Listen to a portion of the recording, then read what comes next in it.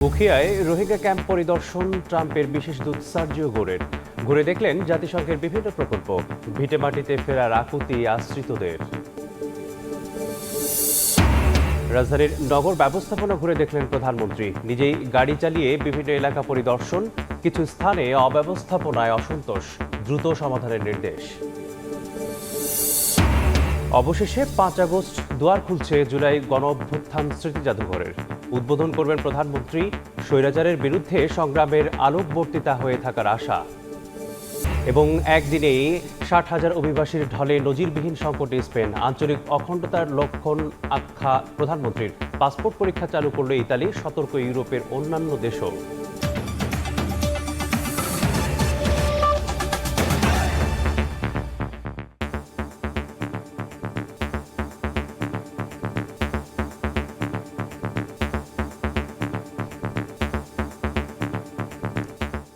ভোরের সময় সঙ্গে আছি আমি মেসবাহুল আলিফ।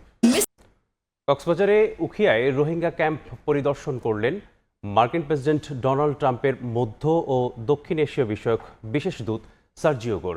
ক্যাম্প পরিদর্শনকালে রোহিঙ্গাদের সঙ্গে কথা বললেন তিনি। ঘুরে দেখেন জাতিসংঘের বিভিন্ন প্রকল্প।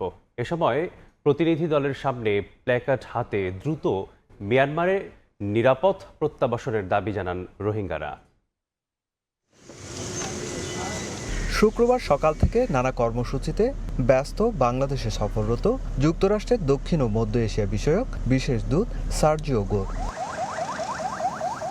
দুপুরে ঢাকা থেকে কক্সবাজার পৌঁছান তিনি। প্রায় 4 ঘন্টা ধরে উখিয়ার মধুরছড়া মেগা ক্যাম্প ঘুরে দেখেন গোরের নেতৃত্বে 14 সদস্যের মার্কিন প্রতিনিধি দল। তারা রোহিঙ্গাদের খোঁজখবর নেয়ার পাশাপাশি জাতিসংঘের বিভিন্ন প্রকল্প পরিদর্শন করেন। উখিয়ায় প্রবেশকালে রাস্তার দুপাশে শত শত রোহিঙ্গা অবস্থান নেন। তাদের হাতে ছিল স্বদেশে ফেরার আকুতি নিয়ে ব্যানার আর প্ল্যাকার্ড।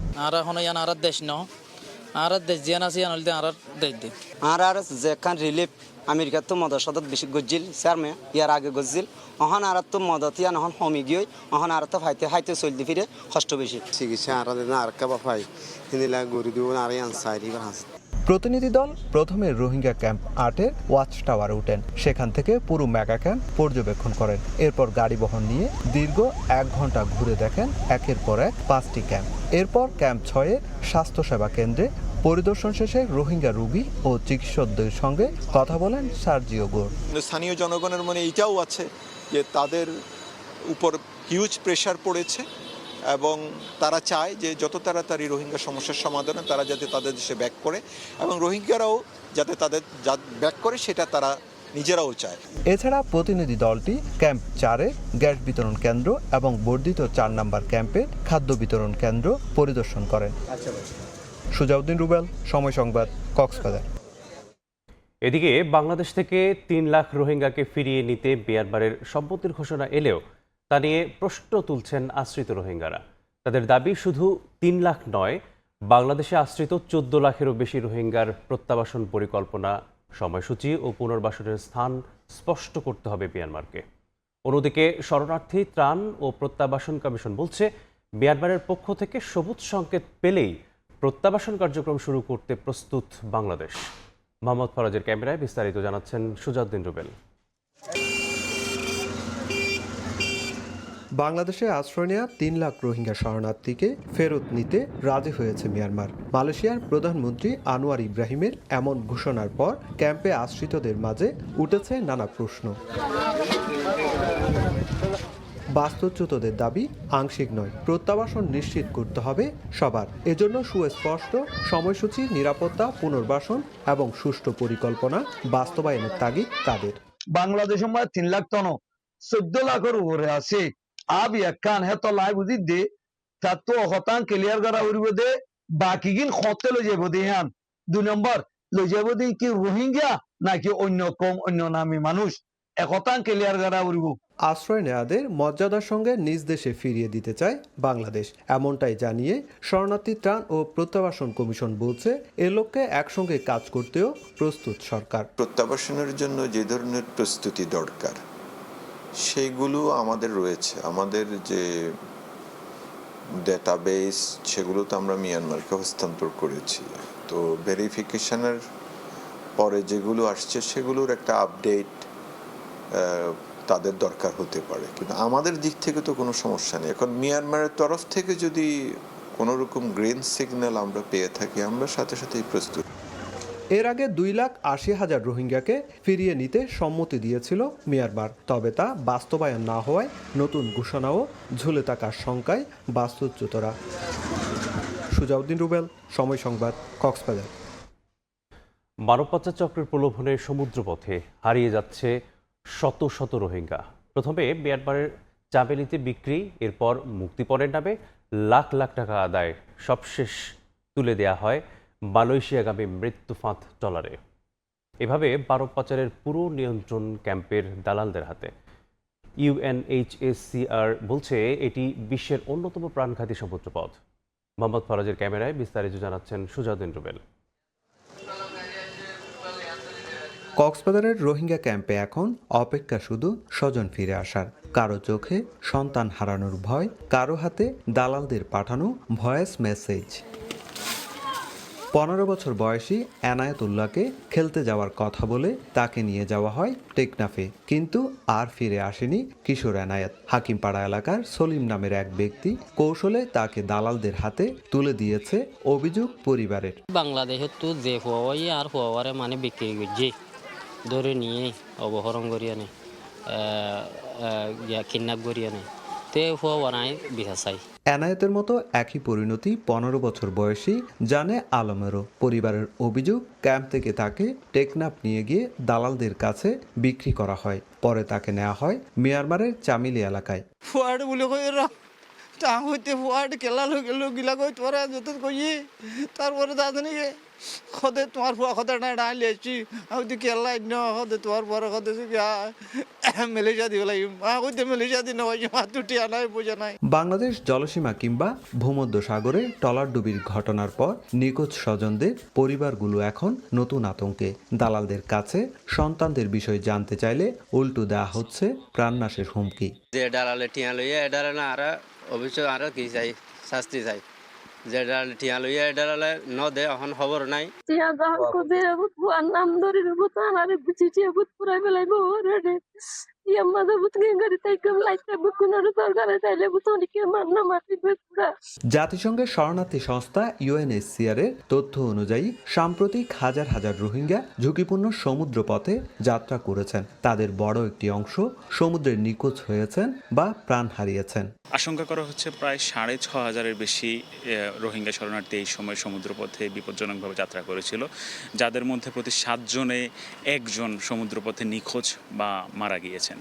সো এটা ছিল যে আসলে সারা পৃথিবীতেও সমুদ্রপথে সবথেকে একটা প্রাণঘাতী রুট। আইন শৃঙ্খলা বাহিনী বলছে মানব পাচারে সক্রিয় রয়েছে একাধিক চক্র, যার মধ্যে রোহিঙ্গা ক্যাম্প কেন্দ্রিক দালালরা অন্যতম। অভিযান অব্যাহত রাখার জন্য আমাদের নির্দেশনা আছে। আমাদের নিজস্ব জুরিসডিকশন থেকে অথবা বাইরের কোথা থেকে আইনা যেন এখানে কেউ মানব পাচারের শিকার না হয়, সম্ভাব্য আস্তানা যেখানে অবস্থান করে তাদেরকে পাচার করে, ওগুলো অভিযান চালানোর জন্য আমাদের নির্দেশনা আছে এবং আমাদের অভিযান অব্যাহত আছে। হতাশার দিক থেকেই মূলত মানে সাগর পাড়ে দিয়ে উন্নত যেতে চায়। নিশ্চয়ই বাংলাদেশের কোনো দালাল চক্র এককভাবে এটা করতে পারে না, এর সাথে তো একটা আন্তর্জাতিক চক্র জড়িত আছে। একটা আন্তদেশীয় পরামর্শের মাধ্যমে, আলাপ আলোচনার মাধ্যমে আমাদের সরকার নিশ্চয়ই চেষ্টা করছে এটা অ্যাড্রেস করার জন্য। IOM ও UNHCR এর যৌথ বিবৃতি অনুযায়ী মিয়ানমার উপকূলে জুনের শেষ ও 8 জুলাই রোহিঙ্গাবাহী দুটি ট্রলার ডুবিতে 5 শতাধিক মানুষের প্রাণহানির আশঙ্কা করা হচ্ছে। সুজাউদ্দিন রুবেল, সময় সংবাদ, কক্সবাজার।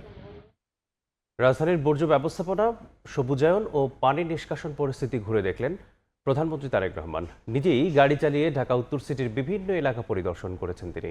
কিছু বিষয়ে অসন্তোষ প্রকাশ করে বিদ্যমান সমস্যা দ্রুত সমাধানের নির্দেশ দেন প্রধানমন্ত্রী। শুক্রবার ছুটির দিনে নিজেই গাড়ি চালিয়ে ঢাকা উত্তর সিটি কর্পোরেশনের বিভিন্ন এলাকা ঘুরে দেখেন প্রধানমন্ত্রী তারেক রহমান। বিকেলে ইসিবি চত্বর, মিরপুর, উত্তরা, মহাখালী, মোহাম্মদপুর ও বনানী সহ বিভিন্ন এলাকায় নাগরিক সুবিধা ও সামগ্রিক পরিবেশ পর্যবেক্ষণ করেন তিনি। পরিদর্শনকালে বর্জ্য ব্যবস্থাপনা, সবুজায়ন ও পানি নিষ্কাশন পরিস্থিতি দেখেন সরকার প্রধান। কিছু এলাকায় বিদ্যমান সমস্যা চিহ্নিত এবং কয়েকটি বিষয়ে অসন্তোষ প্রকাশ করেন তিনি। এসব সমস্যা সমাধানে সংশ্লিষ্ট কর্মকর্তাদের কাজ করার নির্দেশ দেন। প্রধানমন্ত্রীর এই ঝটিকা পরিদর্শনে তার সঙ্গে ছিলেন স্থানীয় সরকার প্রতিমন্ত্রী মীর শাহে আলম এবং ঢাকা উত্তর সিটি কর্পোরেশনের প্রশাসক শফিকুল ইসলাম মিল্টন সহ ঊর্ধ্বতন কর্মকর্তারা। পরিদর্শন শেষে সন্ধ্যায় গুলশানে বাসায় ফেরেন প্রধানমন্ত্রী তারেক রহমান।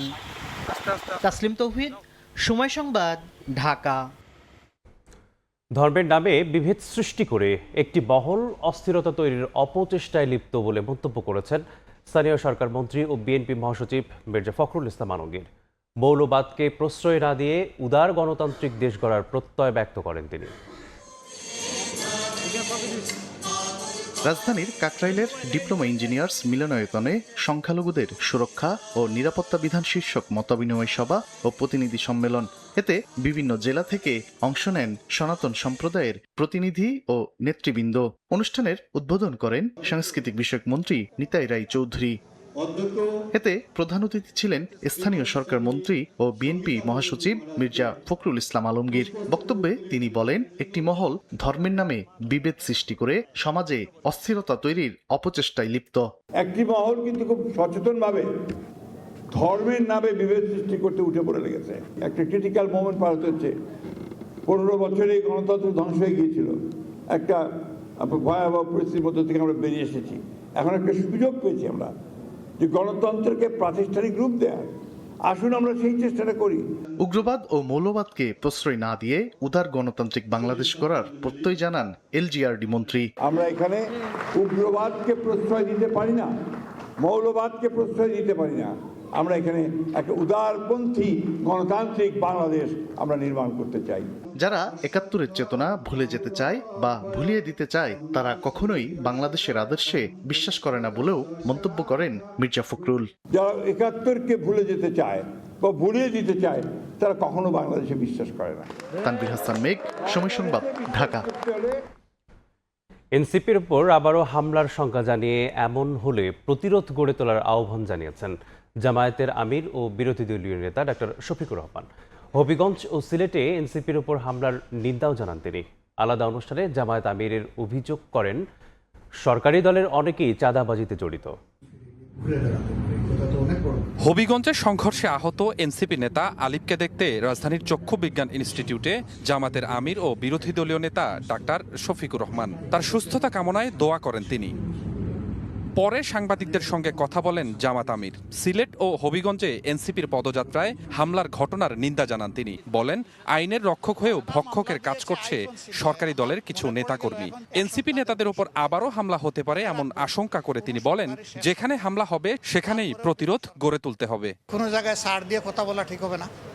যেখানেই অন্যায় সেখানেই প্রতিরোধ, এটাই সমাধান, এর বাইরে কোনো সমাধান নাই। এই দিন সকালে বাংলাদেশ পরিবহন শ্রমিক ফেডারেশনের ত্রিবার্ষিক জাতীয় সম্মেলনে যোগ দেন ডাক্তার শফিকুর রহমান। তিনি অভিযোগ করেন, সরকারি দলের নেতারা চাঁদাবাজির সঙ্গে জড়িত। চাঁদাবাজদের হাতে যেখানে সেখানে পরিবহন শ্রমিকরা তারা নাজেহাল হচ্ছেন। চাঁদা দিতে অস্বীকার করলেই তাদের উপর বিপদ নেমে আসছে। তারা করছে, সরকারি দলের লোকেরা করছে, এটা পরিষ্কার। কাউকে এককভাবে জুলাইয়ের কৃতিত্ব দাবি না করার আহ্বানও জানান বিরোধী দলীয় নেতা। চাঁদা দিতে অস্বীকার করলেই তাদের উপর। স্বপন আহমেদ, সময় সংবাদ, ঢাকা। শেখ হাসিনাকে প্রত্যর্পণে ঢাকার অনুরোধ ভারত খতিয়ে দেখছে বলে লোকসভায় প্রতিবেদন উপস্থাপন করা হয়েছে।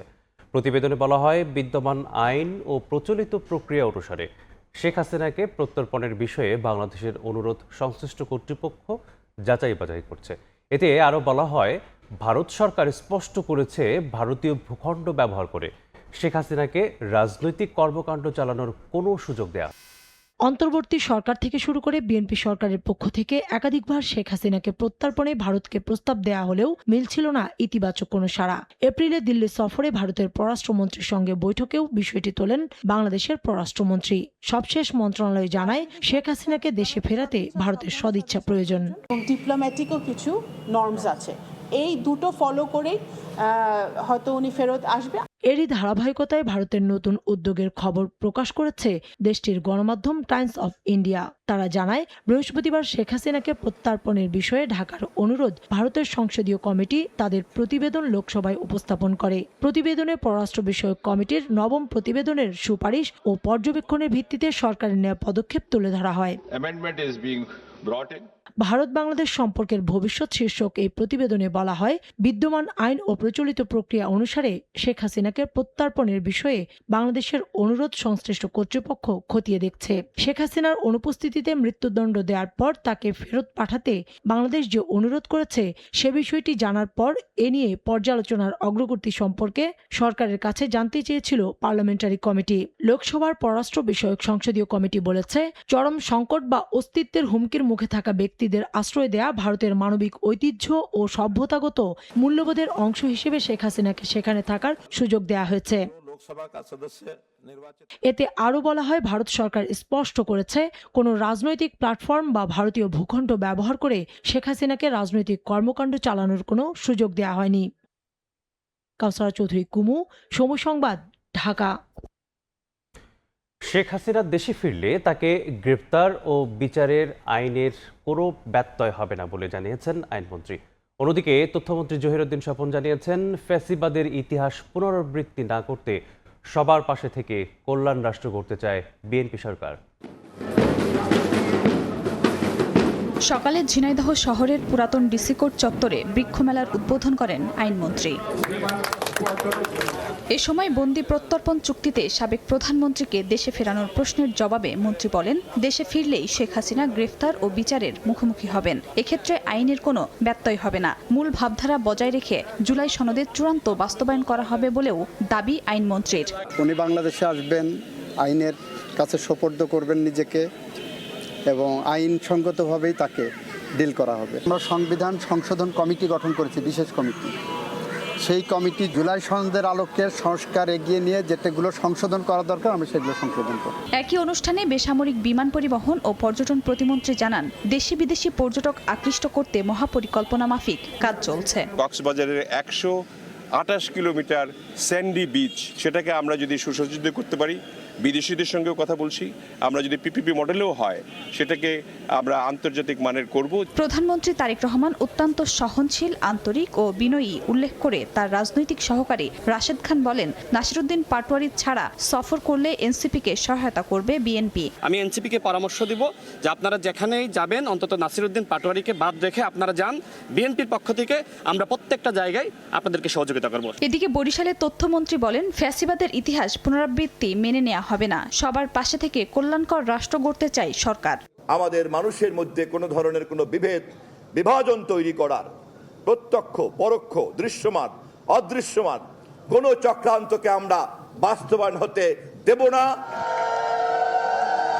মানুষে মানুষে দ্বন্দ্ব বিভেদ সৃষ্টিকারী ধর্ম ব্যবসায়ীদের চিহ্নিত করারও আহ্বান জানান তথ্যমন্ত্রী। খাদিজা স্বপ্না, সময় সংবাদ। ভোরের সাসাবিয়া আক্রান্ত রোগী ও তাদের পরিবারের পাশে দাঁড়াতে সবার প্রতি আহ্বান জানিয়েছেন জিয়াউর রহমান ফাউন্ডেশনের vice president doctor Zubaida Rahman. বলেন, আক্রান্তদের পরিবারের প্রতি সহযোগিতার হাত বাড়ালে পরিস্থিতির উন্নতি হবে। আর তরুণদের রক্তদানে উৎসাহিত করেছেন স্বাস্থ্যমন্ত্রী। জীবন বাঁচাতে রক্তদানের মতো মহৎ কাজকে উৎসাহিত করতে বাংলাদেশ থ্যালাসেমিয়া সমিতি আয়োজন করে রক্তদাতা সম্মাননা 2026। প্রাতিষ্ঠানিক রক্তদাতা সম্মাননা রাজধানীর রমনার ইঞ্জিনিয়ার্স ইনস্টিটিউশন মিলনায়তনে বিভিন্ন প্রতিষ্ঠান ও ব্যক্তির হাতে এই সম্মাননা তুলে দেন জিয়াউর রহমান ফাউন্ডেশনের vice president doctor Zubaida Rahman. এ সময় স্বাস্থ্যমন্ত্রী বলেন, থ্যালাসেমিয়া আক্রান্তদের বাঁচাতে রক্তদানে তরুণদের উৎসাহিত করতে হবে। নানা ধরনের অসংক্রামক ব্যাধির চিত্র তুলে ধরে রোগ প্রতিরোধে গুরুত্ব দেন তিনি। প্রিভেন্টিভ মেজারে গিয়ে আমরা যদি জাতিটাকে বাঁচাতে পারি তাহলে আমরা আর প্রিয়ন্তি এক বেদনার রক্তলিপি আমাদের লিখতে হবে না।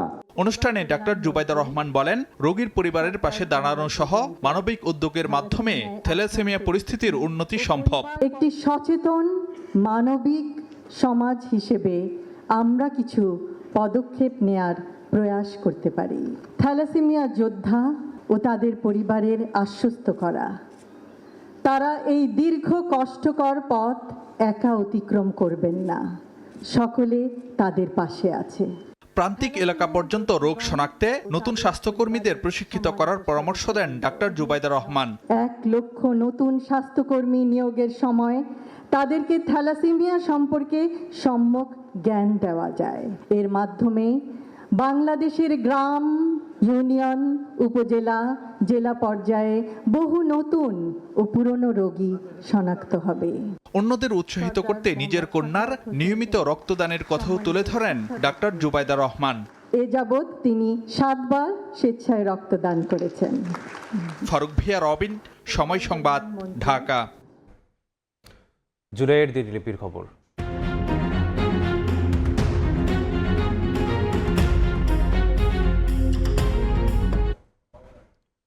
উত্তাল জুলাইয়ের এই দিনে গণসংগীত, পথনাটক, দেয়াল লিখন, স্মৃতিচারণা ও বিক্ষোভ সমাবেশের মধ্য দিয়ে বৈষম্য বিরোধী ছাত্র আন্দোলন পালন করে রিমেম্বারিং আওয়ার হিরোজ কর্মসূচি। 32 জুলাই দুপুরে বৈষম্য বিরোধী ছাত্র আন্দোলনের 6 সমন্বয়ককে ছেড়ে দেয় গোয়েন্দা পুলিশ। আন্দোলন ঘিরে সহিংসতা ও আইনশৃঙ্খলা বাহিনীর ভূমিকা নিয়ে আন্তর্জাতিক মহলের উদ্বেগের পরিপ্রেক্ষিতে জাতিসংঘ ফ্যাক্ট ফাইন্ডিং দল পাঠানোর প্রস্তাব দেয় এই দিন। রক্তাক্ত জুলাইয়ের ঘটনাবহুল এই দিনের বিস্তারিত থাকছে নাজমুস সালেহের রিপোর্টে।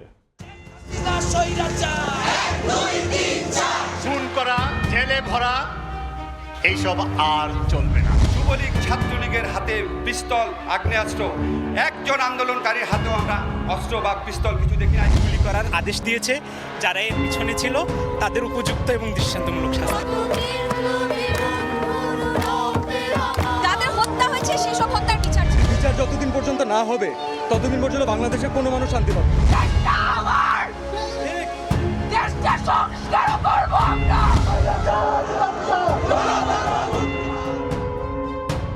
ক্যালেন্ডারের পাতায় দিনটি ছিল 1 আগস্ট, কিন্তু স্বজন হারানো, মামলা, হামলা, বুলেট, টিয়ারশেল আর গ্রেফতারে নাজেহাল জনমানুষের কাছে তখনও শেষ হয়নি রক্তাক্ত জুলাই। শিক্ষার্থীদের দাবির সঙ্গে তখন এক কাতারে গোটা দেশ।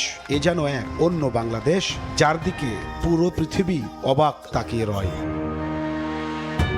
ছাত্র জনতা এদিনের নাম দেয় 32 জুলাই। কমপ্লিট শাটডাউন, বিক্ষোভ কিংবা প্রতিরোধ নয়, এদিন দেয়া হয় খানিকটা সফট কর্মসূচি। সিদ্ধান্ত হয় 1 মাসে খুন হওয়া শহীদদের স্মরণ করে বিশেষ ধরনের কর্মসূচির রিমেম্বারিং আওয়ার হিরোজ ঘোষণা করেন সমন্বয়ক রিফাত রশিদ। আমরা একটা মাইন্ড গেমের প্ল্যান করেছিলাম। আমরা ইন্টারনালি, যেহেতু আমরা ততদিনের ভিতরে আমাদের সারা বাংলাদেশের নেটওয়ার্কটা পেয়ে গিয়েছি, আমরা সবাইকে বলেছিলাম যে আমরা মাঠের মধ্যে এই জোরালো কর্মসূচি দিব, কিন্তু আমরা কর্মসূচি আকারে দিয়েছিলাম একটা সফট প্রোগ্রাম। এবং এই প্রোগ্রামের ইন্টেনশনটা ছিল যাতে করে শিল্পী বা সাহিত্যিক, সাংস্কৃতিক কর্মী, যদি আমরা এক শব্দে বলতে চাই, তাদেরকে আবার মাঠে নিয়ে আসা।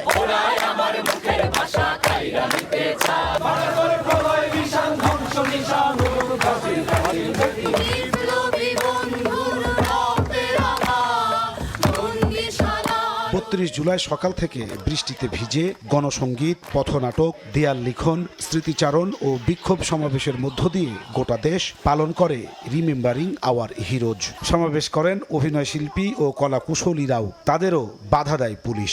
আমার যেটা কাজ ছিল সেই কাজ হচ্ছে প্রতিনিয়ত মানুষকে মনে করায় দেওয়া স্বৈরাচারের পতন চাই। কিছু সিনিয়র অভিনেতা ছিলেন যারা আসলে মন থেকেই, আমার কাছে মনে হয়েছে, মন থেকেই আসলে রাস্তায় নেমেছিলেন, যারা আসলে চেয়েছেন যে হাসিনার পতন ঘটুক এবং স্বৈরাচারের পতন ঘটুক, গণহত্যাকারীর পতন ঘটুক। এদিন তড়িঘড়ি করে সন্ধ্যায় গণভবনে 14 দলের বৈঠক আহ্বান করে শেখ হাসিনা। সভায় শরিকদের সম্মতিতে বাংলাদেশ জামায়াত ইসলামী ও ছাত্র শিবিরকে নিষিদ্ধের সিদ্ধান্ত নেওয়া হয়। সে সময়ের শিবিরের সেক্রেটারি জেনারেল বলছেন, এমন সিদ্ধান্ত তাদের উজ্জীবিত করেছিল আরও। আমাদেরকে যতটা না বিচলিত করেছিল তার চেয়ে তত বেশি আমরা প্রেরণা পেয়েছিলাম এবং আমাদের কাছে মনে হচ্ছে যে হাসিনা তার জীবনের সবচেয়ে ভুল সিদ্ধান্ত এটাই নিচ্ছে এবং এটাই তার মানে পতনের জন্য ব্যাকগ্রাউন্ডগুলো, এটা এসে একটা বড় ধাক্কা, বড় একটা শক্তি সংযোগ করবে। 32 জুলাই ডিবি কার্যালয় থেকে ছেড়ে দেওয়া হয় 6 সমন্বয়ককে। 24-এর এই দিনে শেখ হাসিনা আবারও আন্তর্জাতিকভাবে তদন্ত করে আন্দোলনে জড়িতদের বের করা হবে বলে হুঁশিয়ারি দেন। জুলাইয়ের উত্তাল দিনগুলোতে ছাত্রদের আন্দোলনে সংহতি জানিয়ে দেশের বিভিন্ন শ্রেণী পেশার মানুষ প্রতিদিনই নামছিল রাজপথে। বাকি ছিল দেশের শিল্পী সমাজ। আগস্টের 1 তারিখ ফার্মগেট এলাকায় নেমে আসেন দেশের বিখ্যাত শিল্পী এবং নির্মাতারা। ফলে ফ্যাসিবাদ বিরোধী আন্দোলন নতুন করে গতি পায়। নাজমুস সালিহি, সময় সংবাদ, ঢাকা। সব অনিশ্চয়তা পাশ কাটিয়ে 5 আগস্ট উন্মুক্ত হচ্ছে জুলাই গণ অভ্যুত্থান স্মৃতি জাদুঘর। স্বৈরশাসকের অত্যাচার, নির্যাতন আর জনতার প্রতিরোধের দলিল জাদুঘরটি উদ্বোধন করবেন প্রধানমন্ত্রী তারেক রহমান। সংস্কৃতিমন্ত্রী জানান, জুলাই গণ অভ্যুত্থানের প্রকৃত চেতনা ধারণ করেই সাজানো হয়েছে জাদুঘর। ভবিষ্যতে কেউ স্বৈরশাসক হতে চাইলে তাদের জন্য এই জাদুঘর শিক্ষণীয় হবে বলে মনে করেন তিনি। হাসান ওয়ালির প্রতিবেদন। শেখ হাসিনা পালিয়ে গেছে, শেখ হাসিনা নাই, শেখ হাসিনা চলে গেছে, শেখ হাসিনা পালায় না। বিনা ভোটে ক্ষমতার মসনদ দখল করে লুটপাট আর বিরোধী মত দমনে খুন গুম নির্যাতনের পাওয়ার হাউস ছিল লাল দেয়ালের গণভবন, যেখানে জেকে বসেছিল ইতিহাসের নিকৃষ্টতম স্বৈরাচার শেখ হাসিনা।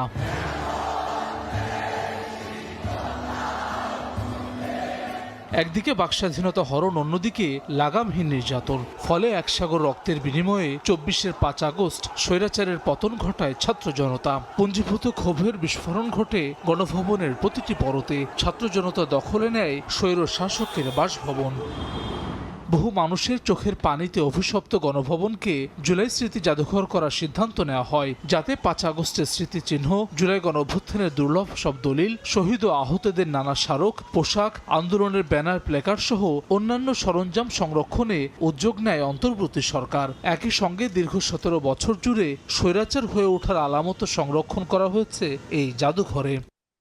তবে বেশ কয়েকবার চেষ্টা করেও এটি চালু করতে পারেনি অন্তর্বর্তী সরকার। একই সঙ্গে নির্মাণ ঘিরে নানামুখী দুর্নীতির অভিযোগ উঠতে থাকে। ফলে জাদুঘরের ভবিষ্যৎ নিয়ে অনিশ্চয়তা তৈরি হয় জনমনে। অবশেষে সরে গেছে অনিশ্চয়তার মেঘ। আগামী 5 আগস্ট জুলাই স্মৃতি জাদুঘর খুলে দেওয়ার ঘোষণা দিয়েছে সরকার। উদ্বোধন করবেন প্রধানমন্ত্রী তারেক রহমান। আগস্ট মাসে 5 তারিখে এইটা উদ্বোধন হবে। জুলাই গণ অভ্যুত্থান স্মৃতি জাদুঘরের সভাপতির দায়িত্ব পালন করছেন সরকারের সংস্কৃতি মন্ত্রী নিতাই রায় চৌধুরী। বলছেন, জুলাই গণ অভ্যুত্থানের প্রকৃত চেতনা ধারণ করেই সাজানো হয়েছে জাদুঘর। ভবিষ্যতে কেউ স্বৈর শাসক হতে চাইলে তাদের জন্য এই জাদুঘর শিক্ষণীয় হবে বলে মনে করেন সংস্কৃতি মন্ত্রী। জুলাই গণ অভ্যুত্থানের যে চেতনা, সেইটাকে তুলে ধরার, সমুন্নত রাখার জন্য আমরা সেখানে যে ধরনের কন্টেন্টটা মানুষের সামনে আসা উচিত সেটা নিয়ে আমরা কাজ করছি। যদি কোনো শাসক সে যদি নতুন করে আবার ফ্যাসিস্ট হয়ে ওঠে, তখন তার পতনের অনিবার্য হবেই, কারণ জনগণ হচ্ছে সার্বভৌম ক্ষমতার অধিকারী। তবে জাদুঘর নির্মাণ ঘিরে দুর্নীতির খবর প্রচারিত হলেও সরকারের কাছে সুনির্দিষ্ট অভিযোগ নেই বলে জানান মন্ত্রী। প্রয়োজনে তদন্ত করার কথা বলেন তিনি। এলিগেশনটা মাস্ট বি ডেফিনিট, সুনির্দিষ্ট হতে হবে। তো যদি এটা বলে যে কেউ যদি বলে যে এই খাতে দুর্নীতি হয়েছে, তখন রাষ্ট্রের দায়িত্ব হচ্ছে সেই জিনিসটাকে আইনি আওতায় নিয়ে আসা। এদিকে সার্বিক প্রস্তুতি শেষ হয়েছে জুলাই গণ অভ্যুত্থান স্মৃতি জাদুঘরের। এখন অপেক্ষা উদ্বোধনের। একসময় যা ছিল ক্ষমতার কেন্দ্রবিন্দু, এখন তা ছাত্র জনতার অভ্যুত্থানের এক জীবন্ত দলিল। 24-এর অভ্যুত্থানের আপোষহীন সংগ্রাম, 36 জুলাই জনতার পুঞ্জীভূত ক্ষোভের বিস্ফোরণ এবং গত 17 বছর খুন গুম নির্যাতন এবং তা থেকে প্রতিরোধের স্মৃতিচিহ্ন হিসেবে থাকবে এই জুলাই গণ অভ্যুত্থান স্মৃতি জাদুঘর। ফলে এটি শুধুমাত্র একটি ভবন কিংবা জাদুঘরে নয়, বরং লাখো কণ্ঠের প্রতিরোধের এক জীবন্ত স্মারক। হাসান ওয়ালি, সময় সংবাদ, ঢাকা। ছাগলনাইয়ায় ফেনী নদীর তীরে সরকারিভাবে জব্দ করা প্রায় 2.25 লাখ ঘনফুট বালু চুরি হয়েছে, যার বাজার মূল্য প্রায় 68 লাখ টাকা। এ ঘটনায় চোরাই বালু বোঝাই 5টি ট্রাক জব্দ করেছে পুলিশ। গ্রেপ্তার করা হয়েছে একজনকে। বীর হোসেন রাসেলের ছবিতে আতিয়ার সজলের রিপোর্ট। শুভপুর ইউনিয়নের জয়পুর এলাকার অবৈধভাবে তোলা সব বালু জব্দ করে প্রশাসন। আদালতের নির্দেশে বালুর পরিমাপ করেন উপজেলা প্রশাসন। গত 18 ফেব্রুয়ারির প্রতিবেদনে 170টি স্তূপে মোট 38,98,697 ঘনফুট বালু থাকার তথ্য দেয়া হয়। আদালতের নির্দেশে পরিমাণ পুনর্যাচাই করতে গিয়ে ধরা পড়ে বড় ধরনের গড়মিল। দ্বিতীয় দফার হিসেব অনুযায়ী স্তূপগুলো থেকে 2,23,830 ঘনফুট বালু কম পাওয়া যায়, যার বাজার মূল্য আনুমানিক প্রায় 67,15,000 টাকা। এ ঘটনায় মামলা করেছেন ছাগলনাইয়া থানার উপপরিদর্শক পঙ্কজ দাস। পরে অভিযান চালিয়ে চোরাই বালু বোঝাই 5টি ট্রাক জব্দ করেছে পুলিশ। জব্দকৃত এ সকল বালু এখান থেকে দিনে দিনে বিক্রি করে দিয়েছে অবৈধ বালু উত্তোলনকারীরা। যদিও এই ঘটনায় বালি বহনকারী চালক গ্রেপ্তার হয়েছে, ধরাছোঁয়ার বাইরে রয়ে গেছে মূল হোতারা। স্থানীয়রা বলছে সে সকল পর্দার আড়ালের মূল হোতারা যদি গ্রেপ্তার না হয়, আইনের আওতায় না আসে, তাহলে তাদের এই দৌরাত্ম্য কোনোভাবেই থামানো যাবে না। শুনছি কনে কনে নিয়ে যার প্রশাসন এটাকে জব্দ করে এবং কিছুদিন পর থেকে আমরা আবার দেখতে পাচ্ছিলাম যে বালুগুলো আবার উদা হওয়া শুরু হয়েছে। তো এটার দায় অবশ্যই, যেহেতু রাজনৈতিক বা যারা দায়িত্বে আছে তারা সহ অবশ্যই প্রশাসনকে দায় নিতে হবে। অস্ত্রের মহড়া বন্ধ হোক, এই বালু লুটপাট বন্ধ হোক, এবং হচ্ছে যে এই যারা আইন শৃঙ্খলা অবনতি ঘটাচ্ছে তাদেরকে আইনের আওতায় নিয়ে আসা হোক। কয়েক কোটি টাকার বালু এখান থেকে জব্দকৃত বালু এখান থেকে সরানো হয়েছে, তাহলে নিশ্চিতভাবেই আমরা বলতে পারি কেউই এখানে দায় তারা এড়াতে পারে না। এ ঘটনায় আরো কঠোর অবস্থান নেওয়ার কথা জানায় পুলিশ।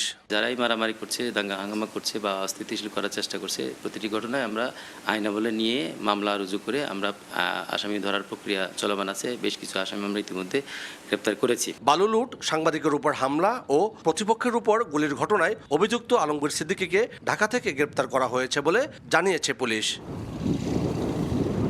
আতিয়া সজল, সময় সংবাদ, ফেনী। ছুটির দিনেও তীব্র গ্যাস সংকটের কবলে রাজধানীবাসী। সরবরাহের অভাবে বন্ধ বেশিরভাগ CNG filling station.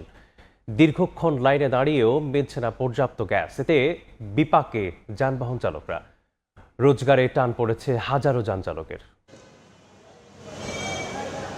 CNG filling স্টেশনে দীর্ঘ সারি আর ঘন্টার পর ঘন্টা অপেক্ষা। দেশজুড়ে গত কয়েকদিনের তীব্র গ্যাস সংকটের প্রভাব পৌঁছে গেছে বাসাবাড়ির চুলা পর্যন্ত। হোঁচট খাচ্ছে রাজধানীর পরিবহন খাত, বিপাকে চালক এবং যাত্রীরা। দীর্ঘক্ষণ অপেক্ষার পরও মিলছে না চাহিদা অনুযায়ী গ্যাস, ফলে ঘুরছে না গাড়ির চাকা। জমার টাকা আয় করতে গিয়ে দিশেহারা সিএনজি এবং রাইড শেয়ারিং চালকরা। গোটা দিন মিলে মনে করে 2-3 বার করে গ্যাস পাম্পে ঢোকা লাগে।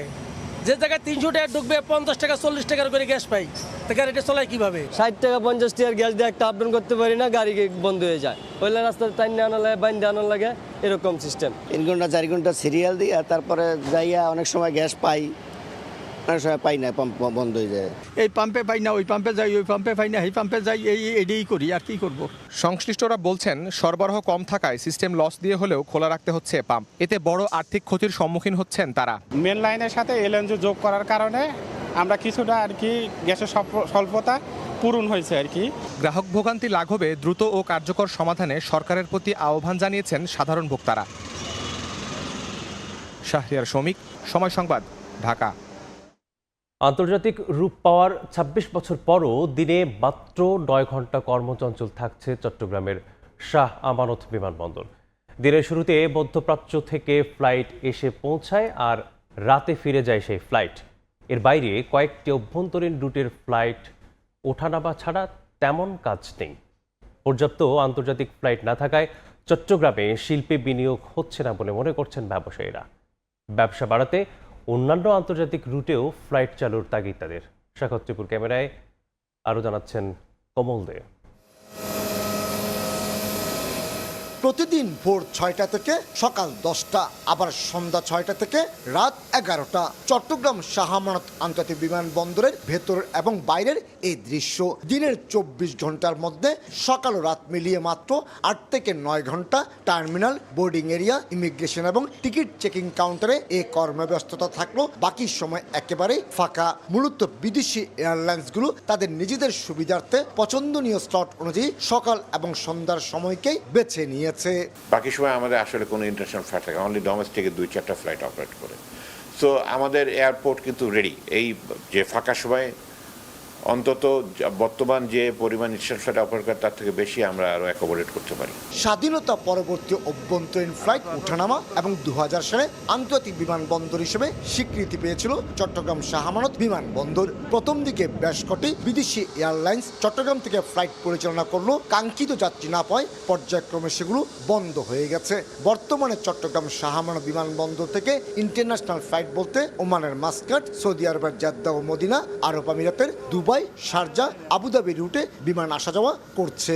যেসব এয়ারলাইন্স চট্টগ্রাম থেকে ফ্লাইট শুরু করেছিল ওরা কিন্তু প্যাসেঞ্জার পাচ্ছে না। এখন প্যাসেঞ্জার কিন্তু এরকম একটা জিনিস না, আপনার সুইচ টিপ দিলেন কালকে বেড়ে গেল, এরকম জিনিসটা। এখানে ভিসার ব্যাপার আছে, এখানে ফ্রিকোয়েন্সির ব্যাপার আছে, এখানে অনেক কিছু ব্যাপার আছে। দেশীয় এয়ারলাইন্স হিসেবে পরিচিত বাংলাদেশ বিমান, ইউএস বাংলা এবং নব এয়ার ছাড়াও বিদেশি budget airlines Oman Air, fly Dubai, Air Arabia, air extra, Salam Air flight পরিচালনা করছে চট্টগ্রাম শাহ আমানত বিমানবন্দরে। প্রতি মাসে গড়ে 1300 অভ্যন্তরীণ এবং আন্তর্জাতিক ফ্লাইট পরিচালনার মাধ্যমে উভয় গন্তব্যের যাত্রী পরিবহন হয় অন্তত 1.5 লাখ। পর্যাপ্ত আন্তর্জাতিক ফ্লাইট না থাকায় চট্টগ্রামে শিল্পের বিনিয়োগ হচ্ছে না বলে অভিযোগ চেম্বার সভাপতির। চিরং এয়ারপোর্ট 24 ঘন্টা খোলা রাখা দরকার এবং চিরং এয়ারপোর্টে ট্যারিফটাকে 50% করা দরকার। কেন? আপনার তাহলে মোর বিজনেস উইল বি কামিং। আপনি মোর বিজনেস আসা মানে চিরং উইল বি মোর এলিউডিং। চিরঙে অনেকগুলি হোটেল হবে, ইন্ডাস্ট্রি হবে, সব কিছু হবে। শুধুমাত্র মধ্যপ্রাচ্যগামী ফ্লাইট নয়, ব্যবসায়িক সুবিধার্থে অন্যান্য আন্তর্জাতিক রুটও চট্টগ্রাম থেকে ফ্লাইট চালুর কোনো বিকল্প দেখছেন না ব্যবসায়ী নেতারা। অবশ্য বিশেষ প্রয়োজন ছাড়া রাত 12টার পর বন্ধ হয়ে যায় চট্টগ্রাম শাহ আমানত বিমানবন্দরের রানওয়ে। চট্টগ্রাম বিমানবন্দরকে অ্যাক্টিভ করার জন্য সরকারের উদ্যোগ নেওয়া উচিত। এখানে প্রয়োজন হলে বিভিন্ন আন্তর্জাতিক যে এয়ারলাইনগুলো আছে সেগুলিকে বিভিন্ন সুযোগ সুবিধা দিয়ে এখানে আকৃষ্ট করে পরবর্তীতে এদিকে আমরা এখানে পার্মানেন্টলি এখানে তাদের বিমান পরিচালনা করার জন্য আমরা করতে পারি। 2025 সালের পুরো বছরে 8124টি আন্তর্জাতিক ফ্লাইটে 9,99,733 জন এবং 11,039টি অভ্যন্তরীণ ফ্লাইটে 6,68,288 জন যাত্রী পরিবহন করেছিল চট্টগ্রাম শাহ আমানত বিমানবন্দর। এতে রাজস্ব আয় হয়েছিল 200 কোটি টাকার বেশি।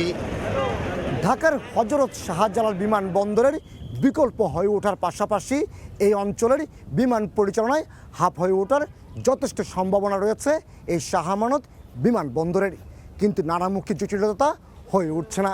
এক্ষেত্রে প্রয়োজন সরকারের যথাযথ পরিকল্পনা, এমনটি বলছেন ব্যবসায়ী নেতারা। চট্টগ্রাম শাহ আমানত বিমানবন্দর থেকে কমল দে, সমস্যা। দুটি দেশের সীমান্তে বসবাস, তবে ছিল না কোনো দেশেরই নাগরিকত্ব। অবশেষে 2015 সালের ছিটমহল বিনিময়ের মাধ্যমে কিছু পরিবার ভারত আর কিছু পরিবারের ঠাঁই হয় বাংলাদেশে। এই 11 বছরে কেমন আছেন তারা? অনেকের দাবি বাংলাদেশের অংশ হলেও নাগরিক সুবিধা পৌঁছায় নেতাদের ঘরে। কুড়িগ্রাম থেকে বাচ্চা সৈকতের তথ্য এবং জাবেদ মিয়ার ছবিতে রিপোর্ট। 2015 সালের 1 আগস্ট জাতিগতভাবে পরিচয় মেলে হাজারো পরিবারের। কেউ হন ভারতের নাগরিক, কেউ প্রিয় মাতৃভূমি বাংলাদেশের। তবে ছিটমহল বিনিময়ের আগের দিনগুলো কেমন ছিল? কুড়িগ্রামের ফুলবাড়ী উপজেলার দাসিয়ারছড়া গ্রামের প্রতিটি মানুষই ছিল ছিটমহলের আওতাধীন। এখানে ভারতের নাগরিকরা বসবাস করায় কোনো দেশেই মিলত না ন্যূনতম সুবিধা। এতে যুগের পর যুগ কৃষি নির্ভরতায় বন্দি জীবন কাটায় সেখানকার মানুষ। ছিটমহল বিনিময়ের পর ভারত পায় 7,110 একর জমি ও প্রায় 14,000 মানুষ। অন্যদিকে বাংলাদেশ পায় 17,258 একর জমি ও প্রায় 40,000 মানুষ। এর মধ্যে 6.65 বর্গ কিলোমিটার আয়তনের দাসিয়ারছড়ায় বসবাস করছেন প্রায় 7,000 মানুষ। সিটটা বাংলাদেশ হওয়ার পর আমরা এখন বাইরে বের হইতে পাইতেছি, মানে আমরাও বাকি মানুষ যেরকম সুযোগ সুবিধা পাচ্ছে আমরাও ওটাই পাইতেছি। সিট বিনিময়ের পর এখন এখানে 3টে প্রাইমারি হয়েছে এবং হাই স্কুল হয়েছে 4টে আর কলেজ হয়েছে 2টে। 2015 সালের 31 জুলাই মধ্যরাতে মুক্তি মেলে তাদের। এরপর একাংশ আসে বাংলাদেশে আর আরেকটি অংশ যায় ভারতে। ছিটমহলের বাসিন্দাদের দাবি, জীবনমান উন্নয়নে নানা পদক্ষেপ এলেও ভাগ্য বদলায়নি তাদের। আইসিটি ভবন হয়েছে, কিন্তু সেখানে মাকড়সা জাল দিয়ে পড়ে আছে, আজ পর্যন্ত সেখানে কোনো কার্যক্রম হচ্ছে না। গম, কালাই, ভুট্টা, ধান সব কিছু প্রচুর পরিমাণ হয়, কিন্তু ছিটমহল মানুষ এর ন্যায্য মূল্য পাইতেছে না। যদি একটা ইউনিয়ন করতো সিটের লোকগুলোর খুবই একটা ভালো সুবিধা হতো। এখানে ছোট ছোট ক্ষুদ্র কুটির শিল্প সরকার তৈরি করে এতে কর্মসংস্থান ব্যবস্থা করলে আমার মনে হয় খুব ভালো হতো। ল্যান্ডগত সমস্যা এখানে রয়ে গেছে এবং একজনকার জন্য আরেকজন নাম রেকর্ড হয়েছে এবং এখানকার কিছু মানুষের এখনও নাগরিকত্ব হয়নি। ওই সময় তারা ইন্ডিয়ার ভিতরে ছিল, যার হেড কাউন্ট্রির নাম না আসার কারণে নাগরিকত্ব হয়নি। এদিকে নানা সামাজিক উন্নয়ন কর্মকাণ্ডের মাধ্যমে বিলুপ্ত ছিটমহলবাসীর পাশে থাকার কথা জানিয়েছে জেলা পরিষদ। দীর্ঘদিনের যে তাদের যে বঞ্চিত বিভিন্ন সুযোগ সুবিধা থাকে, সেই সুযোগ সুবিধার জন্য আমার জেলা পরিষদ থেকে যতটুকু আমি দিতে পারি ইনশাআল্লাহ তাদেরকে দিয়ে আমার তাদের পাশে থাকবো। বাংলাদেশের অভ্যন্তরে থাকা 111টি বিলুপ্ত ছিটমহলের মধ্যে কুড়িগ্রামে রয়েছে 12টি। সময় সংবাদ, কুড়িগ্রাম। বান্দরবানে টানা বর্ষণ আর পাহাড়ি ঢলে পৌরসভার বর্জ্য ভেসে কৃষি জমিতে 10 একরেরও বেশি জমিতে নষ্ট হয়েছে ধান, সবজি সহ বিভিন্ন ফসল। ময়লা জমে চাষাবাদেরও অনুপযোগী হয়ে পড়েছে জমি। ক্ষতিগ্রস্ত কৃষকদের ক্ষতিপূরণ দেওয়ার পাশাপাশি জমি থেকে বর্জ্য অপসারণের আশ্বাস দিয়েছে পৌরসভা। বিস্তারিত জানাচ্ছেন এনে জাকির। প্লাস্টিক, পলিথিন সহ নানা ধরনের বিষাক্ত বর্জ্যে ভরে গেছে ফসলি জমি। বন্যার পানিতে ভেসে এসেছে পৌরসভার এসব বর্জ্য। বান্দরবান জেলা সদরের লেমুঝিরি সহ বিভিন্ন এলাকার প্রায় 10 একরের বেশি আবাদি জমি ভরে গেছে নানা ধরনের বিষাক্ত বর্জ্যে। এতে নষ্ট হয়েছে ধান, সবজি সহ বিভিন্ন মৌসুমি ফসল। চাষেরও অনুপযোগী হয়ে পড়েছে এসব জমি। ক্ষতিগ্রস্ত কৃষকদের অভিযোগ, অপরিকল্পিতভাবে রাস্তার পাশে বর্জ্য অপসারণের ফলে এ অবস্থা হয়েছে। এতে একদিকে ফসল নষ্ট হয়েছে, অন্যদিকে হ্রাস পাচ্ছে জমির উর্বরতা। নদীতে মিশে দূষিত হয় নদীর পানীয়। এতে দিশেহারা কৃষকেরা। প্লাস্টিক, ইঞ্জেকশনের সিরিজ, বিভিন্ন রকমের ময়লা আবর্জনা এখানে ভরে গেছে। জমিন টুকুন সব শেষ হয়ে গেছে, ওদিকে ময়লা এসে এখানে আমি জমিন করতে পারতেছি না। গোসল করতে নদীতে পারি না, ওইটা সব ময়লা চুলকায়। কাজ কাম করতে পারে না গন্ধে, মানে মানুষ অসুস্থ হয়ে যায় এই জায়গায়। এদিকে কৃষি জমি থেকে পৌরসভার বর্জ্য অপসারণের পাশাপাশি ক্ষতিপূরণের কথা জানান পৌরসভার নির্বাহী প্রকৌশলী। এটা যেহেতু পৌরসভার বাইরে, ইউনিয়নের মেম্বারকে তো আসতে বলছেন, উনি সহ যারা ক্ষতিগ্রস্ত কি করা যায়, কিভাবে সহযোগিতা করা যায়, এটাই আমরা পদক্ষেপ নেব। টানা বর্ষণ ও পাহাড়ি ঢলে সাম্প্রতিক বন্যায় বান্দরবানে 2104 হেক্টর ফসলি জমি ক্ষতিগ্রস্ত হয়েছে। এনএ জাকির, সময় সংবাদ, বান্দরবান। কুমিল্লা শহরের টমসম ব্রিজ থেকে কোটবাড়ি পর্যন্ত প্রায় 5 কিলোমিটার সড়ক যেন দুর্ভোগের প্রতীক। গর্ত আর খানাখন্দে ভরা এই পথ দিয়ে প্রতিদিন হাজারো শিক্ষার্থী, রোগী, পর্যটক এবং সাধারণ মানুষ জীবনের ঝুঁকি নিয়ে চলাচল করেন। ফলে বেহাল সড়ক নিয়ে বাড়ছে ক্ষোভ। ইশতিয়াক আহমেদের রিপোর্ট। এটি শহরের অন্যতম প্রবেশপথ। বিশ্ববিদ্যালয়ের সংযোগ, মেডিকেল কলেজ, বিজিবি ক্যাম্প সংযোগ সড়ক ও পর্যটনের করিডর, সব পরিচয় ছাপিয়ে এখন এই সড়কের একটি পরিচয়, মরণ ফাঁদ। বছর পর বছর দুর্ভোগ বাড়লেও মিলছে না স্থায়ী সমাধান। প্রশ্ন উঠছে কারণ নিয়ে, দায়িত্বে অবহেলা নাকি সমন্বয়ের অভাব। কুমিল্লা শহরের টমসম ব্রিজ থেকে কোটবাড়ি পর্যন্ত প্রায় 5 কিলোমিটার সড়কে গর্ত আর খানাখন্দ। বৃষ্টি হলে এইসব গর্ত পানিতে তলিয়ে আরো ভয়ঙ্কর হয়ে ওঠে। গভীরতা বুঝতে না পেরে প্রায়ই সিএনজি, অটোরিকশা, মোটরসাইকেল দুর্ঘটনার শিকার হয়ে আহত হন যাত্রীরা। স্থানীয়দের অভিযোগ, দীর্ঘদিন ধরে কার্যকর ড্রেনেজ ব্যবস্থা না থাকায় পানি জমে সড়কে ক্ষতি আরো বাড়ছে। টাকা খুলে যায় বা গাড়ি কাটতে যায়, অটো এলে উল্টে যায়। এমন কোনো দিন নাই যে 10-20টা অটো চেঞ্জ এখানে নাও পল্টি হয়। ছোট ছোট গাতাগুলাতে বাইকাররা অনেক অ্যাক্সিডেন্ট করে। সড়ক বিভাগ বলছে ইতিমধ্যে সড়কটির জন্য 9 কোটি টাকা সংস্কার কাজ অনুমোদন হয়েছে। আগামী 1 সপ্তাহের ভিতরে এই অংশে কাজ শুরু করবে এবং সেটি প্রায় 1 কিলোমিটার সড়ক বিভিন্ন স্পটে ঢালাই সড়ক নির্মাণ করা হবে। গুরুত্বপূর্ণ এই সড়কে বেহাল দশা শুধু দুর্ভোগের গল্প নয়, প্রশ্ন তুলেছে দায়িত্ব পালন নিয়েও। কবে মিলবে স্থায়ী সমাধান, সেই উত্তর খুঁজছেন প্রতিদিন এই পথে চলাচল করা হাজারো মানুষ। ইশতিয়াক আহমেদ, সময় সংবাদ, কুমিল্লা। লক্ষ্মীপুরের কমলনগরের নাসিরগঞ্জ, করইতলা, ইসলামগঞ্জ সড়ক জুড়ে খানাখন্দ। 11 কিলোমিটার দীর্ঘ সড়কের বেশিরভাগ স্থানে উঠে গেছে কার্পেটিং। এতে ঝুঁকি নিয়ে যাতায়াত করছেন এলাকাবাসী। তবে সড়ক সংস্কারের আশ্বাস এলজিডির। আহাদুল ইসলাম আকাশের ছবিতে মাঝারুল আনোয়ার টিপুর রিপোর্ট। বড় বড় গর্ত আর খানাখন্দে ভরা সড়ক, ঝুঁকি নিয়ে হেলে দুলে চলছে যানবাহন, প্রায়ই ঘটছে ছোট বড় দুর্ঘটনা। এমন বেহাল দশা লক্ষ্মীপুরের কমলনগর উপজেলার নাসিরগঞ্জ করইতলা ইসলামগঞ্জ 11 কিলোমিটার সড়কের। সংস্কার না হওয়ায় সড়কটি এখন যান চলাচলের অনুপযোগী হয়ে পড়েছে, ঝুঁকি নিয়ে চলছে যানবাহন। অথচ উপজেলার 9টি ইউনিয়নের মধ্যে 5টি ইউনিয়নের বাসিন্দাদের উপজেলা স্বাস্থ্য কমপ্লেক্সে যাওয়ার একমাত্র সড়ক এটি। সড়কের বেহাল দশায় চরম ভোগান্তিতে বাসিন্দারা। রাস্তা দিয়ে হাঁটাচলা করা যায় না, কোনো ইমার্জেন্সি কাম হলে যাইতে খুব কষ্ট। একটা লোক অসুস্থ হইলে হাসপাতাল নেওয়া সম্ভব হচ্ছে না। জলাবদ্ধতায় এই অটো রিক্সা বিভিন্ন যানবাহন চলতে গিয়ে গর্তের ভিতরে উল্টে পড়ে। বাচ্চা কাচ্চাদের অসুস্থতা হলে আমরা নিজেরা বাচ্চাকে নিয়ে যাইতেছি, আমাদের নিজেরই অসুবিধা হচ্ছে। স্থানীয় জনপ্রতিনিধির অভিযোগ, দুর্ভোগের বিষয়টি স্থানীয় সরকার প্রকৌশল অধিদপ্তরকে জানানো হলেও নেওয়া হয়নি কার্যকর কোনো ব্যবস্থা। এলজিডির কাছে জানাইছি, এলজিডিও কোনো অ্যাকশনে নাই। তাই আমরা অনুরোধ করি সরকারের কাছে রাস্তাটা অতি তাড়াতাড়ি করার জন্য। সড়কের বেহাল দশার কথা স্বীকার করে এলজিইডির নির্বাহী প্রকৌশলী জানান, প্রস্তাবনা পাঠানো হয়েছে, অনুমোদন পেলে শিগগিরই শুরু হবে সংস্কার কাজ। প্রকল্পে আমরা নামটা প্রস্তাব করেছি, যে প্রকল্পটি আগেই অনুমোদিত হবে আমরা সেই প্রকল্প থেকেই এই প্রকল্পটি, এই স্কিমটি বা সড়কটি সংস্কার করব আশা করতেছি। সড়কটির পাশে রয়েছে স্কুল, মাদ্রাসা সহ 10টি শিক্ষা প্রতিষ্ঠান ও 60টি হাটবাজার। এই সড়ক দিয়ে 5টি ইউনিয়নের বাসিন্দারা যাতায়াত করেন। মাঝারুল আনোয়ার টিপু, সময় সংবাদ, লক্ষ্মীপুর। পার্বত্য জেলা বান্দরবানে কমছে না হামের প্রকোপ। জেলার আলীকদম ও লামা উপজেলার এবার রুম্বা উপজেলার ছড়িয়েছে হামের প্রকোপ। শুধু জুলাই মাসে মারা গেছে 7 শিশু। বান্দরবান থেকে রেজাকের রিপোর্ট। শয্যা সংকটে হাসপাতালের মেঝেতে চিকিৎসা নিচ্ছে হামে আক্রান্ত শিশুরা। শুধু জুলাই মাসে মারা গেছে 7 শিশু। আশঙ্কাজনক হারে হামের প্রকোপ বাড়ায় উদ্বিগ্ন পার্বত্য অঞ্চলের মানুষ।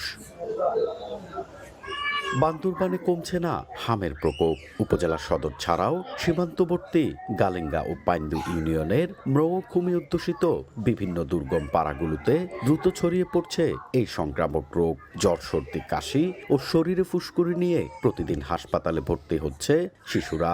তবে যোগাযোগ ব্যবস্থা দুর্গম হওয়ায় আক্রান্ত হওয়ার পরও অনেকেই অবস্থান করছে বাড়িতে।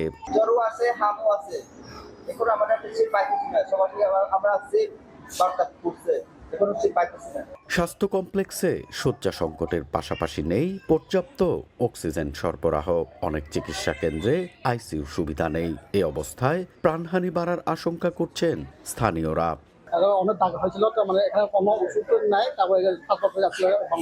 দুর্গম এলাকায় পরিস্থিতি নিয়ন্ত্রণে আনতে মেডিকেল টিমের মাধ্যমে চিকিৎসা দেওয়ার কথা জানায় মেডিকেল অফিসার।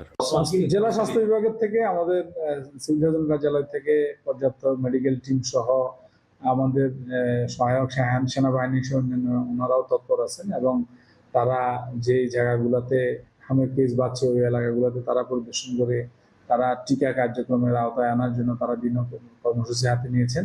হামে আক্রান্ত হয়ে রুমা ও বান্দরবান সদর হাসপাতালে ভর্তি রয়েছে 50 জনের বেশি রোগী। এনএ জাকির, সময় সংবাদ, বান্দরবান। বছরের পর বছর বন্ধ এক্স-রে, আলট্রাসোনোগ্রাফি ও অপারেশন থিয়েটার। এই চিত্র নোয়াখালীর হাতিয়া উপজেলার স্বাস্থ্য কমপ্লেক্সের। প্রয়োজনীয় লোকবলের অভাবে ব্যাহত হচ্ছে চিকিৎসা সেবা। এতে চরম ভোগান্তিতে রোগীরা। সাইফুল্লাহ কামরুলের পাঠানো তথ্য এবং মোহাম্মদ ইয়াসিনের তোলা ছবিতে রিপোর্ট। চিকিৎসা সেবা দিতে আনা যন্ত্রপাতির ওপর জমেছে ধুলাবালু। জনবল সহ নানা সংকটে ধুকে ধুকে চলছে নোয়াখালীর বিচ্ছিন্ন দ্বীপ হাতিয়া উপজেলার স্বাস্থ্য কমপ্লেক্স। 1995 সালে নির্মিত হাতিয়া উপজেলা স্বাস্থ্য কমপ্লেক্সটি 2008 সালে 50 শয্যায় উন্নীত করা হয়। দেশের মূল ভূখণ্ড থেকে বিচ্ছিন্ন হওয়ায় স্বাস্থ্যসেবার জন্য এটি একমাত্র ভরসা হাতিয়াবাসীর। কিন্তু প্রতিষ্ঠার 30 বছর পার হলেও নানা সমস্যায় জর্জরিত হাসপাতালটি। প্রতিদিন 120 থেকে 150 রোগী ভর্তি থাকলেও হাসপাতালের পক্ষ থেকে খাবার ও ওষুধ বরাদ্দ থাকে মাত্র 50 জনের। এছাড়া স্বাস্থ্য কমপ্লেক্সটিতে 121টি পদের বিপরীতে জনবল রয়েছে 67 জন। এতে কাঙ্ক্ষিত তথাকথিত সেবা বঞ্চিত রোগীরা। আমি কালকে সকালে ভর্তি হয়েছি, ওরা শুধু একটা স্যালাইন দিয়েছে আর সকালে একটা ইঞ্জেকশন দিয়ে গেছে, আর সবগুলো ওষুধ আমি কিনে দিয়েছি। আমার মেনে নিয়ে ভর্তি হয়েছে, ওরা বলছে আর 3 দিন পরে খাবার দিবে, এখন খাবেন না খাবার। এখানে একটা টেকনিশিয়ান প্রয়োজন, এটা না করে জিনিসগুলো পড়ে রয়েছে। যেভাবে পরিবেশ দরকার ছিল কিন্তু ওইভাবে পরিবেশ এখানে নাই। প্রয়োজনীয় জনবল ও বরাদ্দ বাড়ানোর জন্য সরকারের কাছে দাবি জানিয়েছে হাসপাতাল কর্তৃপক্ষ। 50 জনের বেশি খাবার আমরা এখানে দেওয়ার কোনো নিয়ম নাই, আমাদের 50 জনের খাবার দিতে হয়। হয়তো অনেক সময় আমাদের রোগীদের কাছ থেকে কমপ্লেন আসে যে আমরা ওষুধ পাই না, খাবার পাই না, কিন্তু আমার সম্পূর্ণ বরাদ্দ 50 বেডের জন্য আসে। বঙ্গোপসাগর আর মেঘনার মোহনায় জেগে ওঠা 2100 বর্গ কিলোমিটার আয়তনের বিচ্ছিন্ন দ্বীপ উপজেলা হাতিয়ায় প্রায় 7.5 লাখ মানুষের বসবাস। সময় সংবাদ, নোয়াখালী। ভোরের সময় এই ছিল আমার কাছে। পরবর্তী সংবাদগুলো জানাতে যুক্ত হবেন সহকর্মী মাহাদি ইসলাম ধ্রুব। মেজবা, আপনাকে ধন্যবাদ। পরবর্তী সংবাদগুলো জানিয়ে দেবো আমি মাহাদি ইসলাম ধ্রুব। দেখছেন ভোরের সময়, সঙ্গেই থাকুন। দেখছেন ভোরের সময়। সই করা জুলাই সনদের প্রতিটি বিষয় সংসদে পাশ করা হবে বলে জানিয়েছেন বিএনপি চেয়ারম্যানের উপদেষ্টা ও নোয়াখালী 2 আসনের সংসদ সদস্য জয়নুল আবেদিন ফারুক। শুক্রবার বিকেলে নোয়াখালীর সেনবাগ উপজেলা অডিটোরিয়ামে বিএনপির ওয়ার্ড পর্যায়ের নেতাকর্মীদের মাঝে গাছের চারা বিতরণ অনুষ্ঠানে এই কথা বলেন জয়নুল আবেদিন।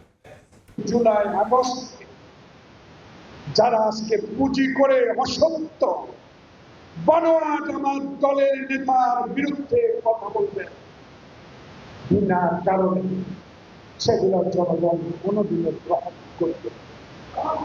আসুন আমরাও জুলাই আগস্টের সকল যা ওয়াদা হয়েছে, দক্ষিণ প্লাজা যা চুক্তিবদ্ধ হয়েছে, সেগুলো আমরা অবশ্যই সংসদে পাস করে নেব।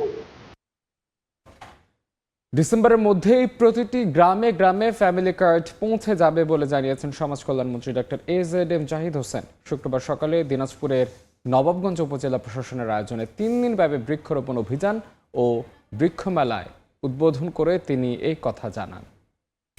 সরকার প্রত্যেকটা মানুষের কাছে থাকতে চায়, পাশে যেতে চায়, শুধুমাত্র আপনাদের সহযোগিতা দরকার।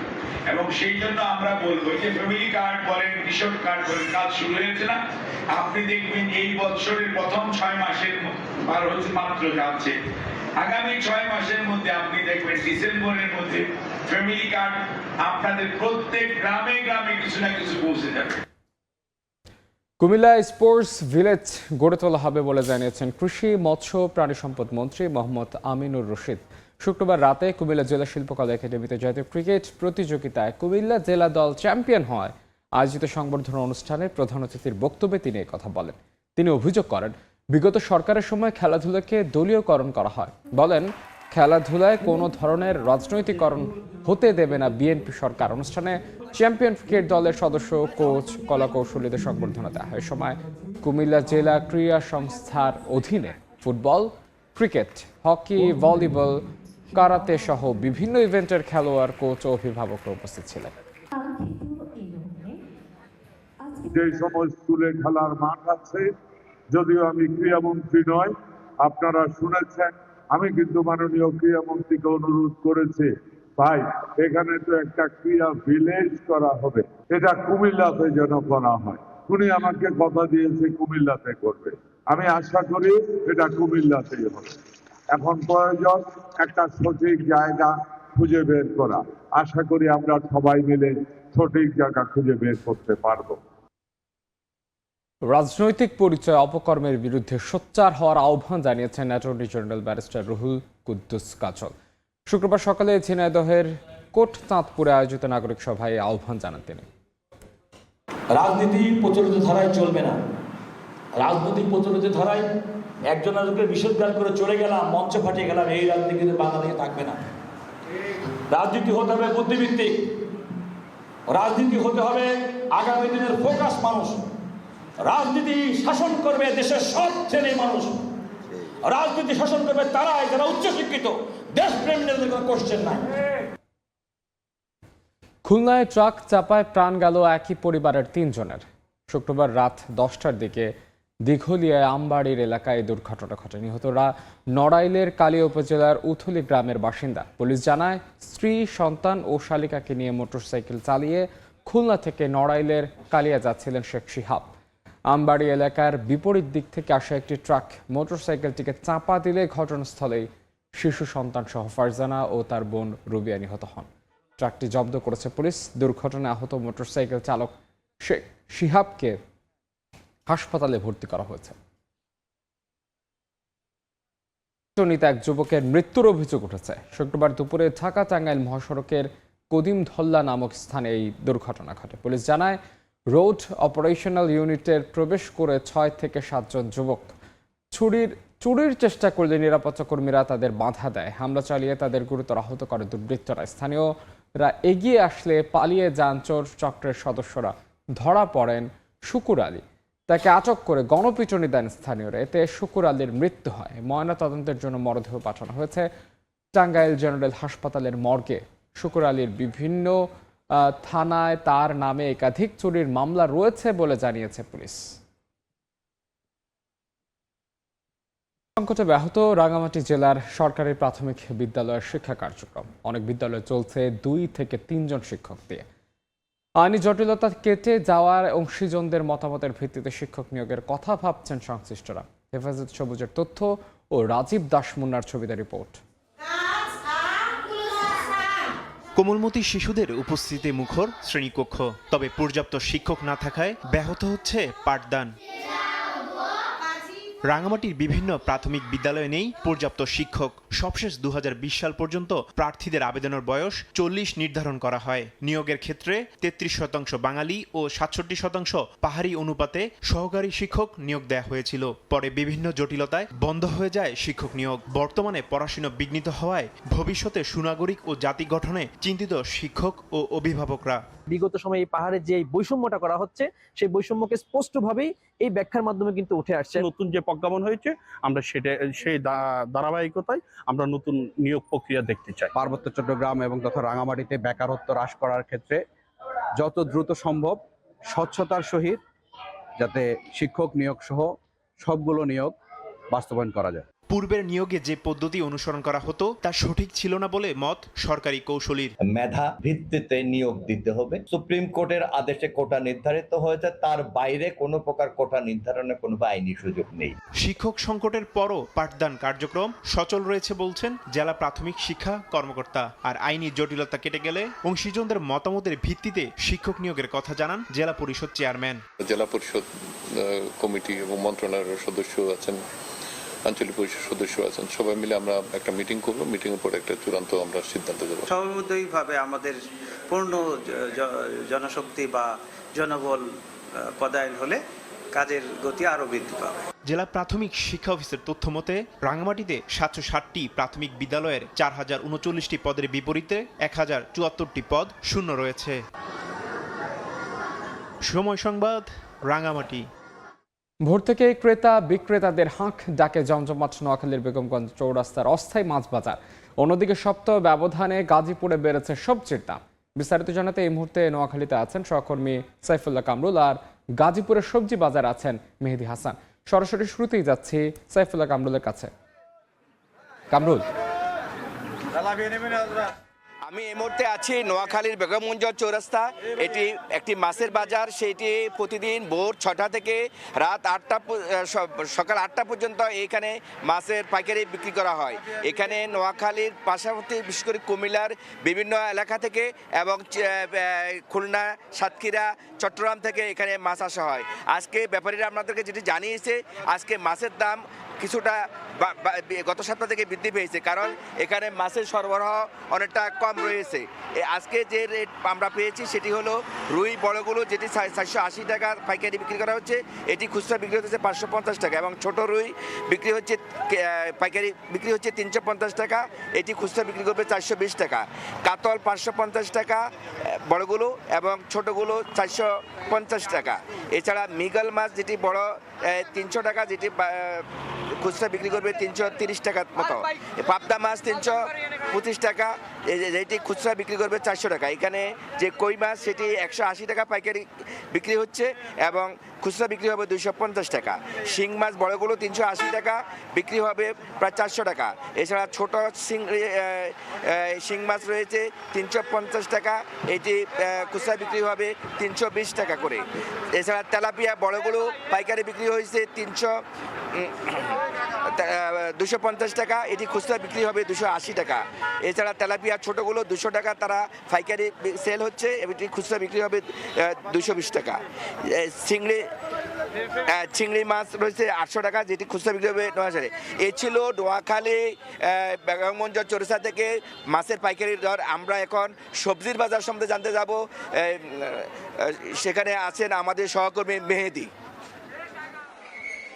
দেখুন, গাজীপুরের যে বাজার পরিস্থিতি আমরা যেমনটা দেখছি যে আসলে সবজির বাজার কিছুটা ঊর্ধ্বমুখী কিন্তু বলা চলে, কেননা আমরা সকাল থেকে যেমনটা দেখছি যে আসলে ক্রেতারা কিছুটা ক্ষোভ প্রকাশ করছেন এবং তারা যেটি বলছেন যে এই বাজারটি কিন্তু একটি পাইকারি বাজার এবং সেই পাইকারি বাজার থেকে তারা কিন্তু দ্রব্যমূল্য কিনে নিয়ে আসলে খুচরা বাজারে বিক্রি করেন। অর্থাৎ এই পাইকারি বাজার থেকে যখন অতিরিক্ত মূল্যে আসলে সবজি কেনা হয়ে থাকে এবং তখনই কিন্তু খুচরা বাজারে কিন্তু দাম বেড়ে থাকে। গাজীপুরের অন্যতম একটি পাইকারি বাজার মাওনা চৌরাস্তা এলাকায় আমরা রয়েছে এবং সেই পাইকারি বাজারে আমরা দেখছি সকাল থেকে কিন্তু ক্রেতা বিক্রেতাদের উৎসবমুখর পরিবেশ। অর্থাৎ তারা যদি বলছেন যে বিপুল যে চাহিদা, সেই চাহিদার তুলনায় কিন্তু এখানে আসলে কিছুটা পণ্যের ঘাটতি রয়েছে এবং স্বাভাবিকভাবে এর কারণ হিসেবে বিক্রেতারা আসলে যেমনটি জানিয়েছেন যে দেশের বিভিন্ন প্রান্ত থেকে এখানে যখনই পণ্য আসে তখনই কিন্তু পণ্যের আসলে আমদানির উপর নির্ভর করে দামের সাধারণভাবেই কিন্তু যে বৃষ্টি হয়েছে এবং সেই বৃষ্টির ফলে যে জলাবদ্ধতার সৃষ্টি হয়েছে এবং তার ফলে অসংখ্য সবজি অর্থাৎ অসংখ্য ব্যবসায়ী কিন্তু ক্ষতিগ্রস্ত হয়েছেন, যার ফলে আসলে কিছুটা পণ্যের আমদানি এখানে কিন্তু কম এবং সেই সুযোগেই কিন্তু কিছুটা দ্রব্যমূল্যের দাম বাড়ানো হয়েছে এমনটাই কিন্তু বলছেন। বিশেষ করে বাড়ানো নয়, ব্যবসায়ীরা আসলে তাদের পণ্যের কম থাকাতে কিন্তু দামের কিছুটা বাড়তি সুযোগ তারা নিচ্ছেন। একটু দামগুলো যদি জানিয়ে রাখি যে আসলে এখানে আজকে আমরা সকাল থেকে দেখেছি বিশেষ করে বিভিন্ন ধরনের সবজি যেগুলো বিক্রি হচ্ছে, বিশেষ করে করলা, লাউ, পটল এবং আসলে অন্যান্য যে পেঁপে সহ যত ধরনের সবজি রয়েছে, প্রায় বেশিরভাগ সবজি কিন্তু আমরা দেখছি বিশেষ করে 70 থেকে 80 টাকা কেজিতে বিক্রি হচ্ছে। কিছু কিছু পণ্য আবার 20 থেকে 30 টাকাও বিক্রি হচ্ছে, তবে এভারেজ দাম হিসেবে বলতে গেলে কিন্তু প্রায় 70 থেকে 80 টাকা কেজি দরে কিন্তু বিক্রি হচ্ছে এবং শাক সবজির বাজারও কিন্তু কিছুটা বাড়তিতে, অর্থাৎ আমরা দেখেছি পালং শাক, লাল শাক, পুঁই শাক, সেই শাকগুলো যেগুলো রয়েছে সেগুলো কিন্তু কেজি দরে বিক্রি হচ্ছে 60 থেকে 70 টাকা কেজিতে বিক্রি হচ্ছে এবং সেই বাড়তি দাম ধরেই কিন্তু আসলে ক্রেতারা আসলে কিনছেন এবং স্বাভাবিকভাবেই এই যখন দামের পরিস্থিতি, এই পাইকারি বাজারের যখন এই পরিস্থিতি, তখন খুচরা বাজারে কিন্তু স্বাভাবিকভাবে দাম কিছুটা আরো বাড়ার আশঙ্কা করছেন আসলে বিক্রেতারা। তো এই ছিল গাজীপুর থেকে সবজির বাজারের সবশেষ তথ্য আমার কাছে। নোয়াখালী থেকে মাছের বাজার আর গাজীপুর থেকে সবজির বাজারের সবশেষ খবরাখবর জানাচ্ছিলেন আমাদের সহকর্মীরা। দেখছেন ভোরের সময়, সঙ্গেই থাকুন।